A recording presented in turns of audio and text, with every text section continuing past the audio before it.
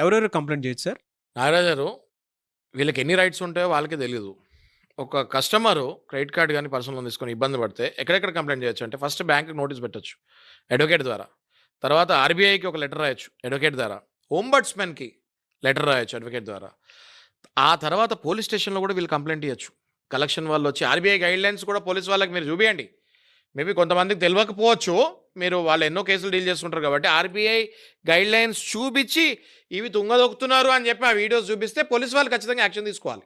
అంటే criminal action తీసుకోవచ్చు, civil action తీసుకోవచ్చు, గ్రీవెన్స్ ఆఫీసర్స్‌కి లెటర్స్ పంపించొచ్చు. ఇన్ని పనులు మీరు చేయొచ్చు. ఇవన్నీ కూడా మీరు మర్చిపోయి నేనేదో చాలా పెద్ద తప్పు చేశాను అప్పు చేసి అని డిప్రెషన్‌కెళ్ళి సూసైడ్‌లు చేసుకునే ప్రయత్నాలు మాత్రం దయచేసి చేయకండి. ఇది నా విజ్ఞప్తి. ఎనీవేస్ థ్యాంక్ యూ అండి. Thank you so much Shashikant గారు. నిజంగానే చాలా పెద్ద ఊపిరినిచ్చినట్టుంది. అంటే గుండె బరువు దిగినట్టుంది మీరు అలా మాట్లాడుతుంటే. ఇన్ని రైట్స్ ఉన్నాయా మాకు అనేటువంటి విషయం కూడా చాలా మందికి తెలీదు. Great sir. థ్యాంక్ యూ అండి. Thank you so much Shashikant గారు.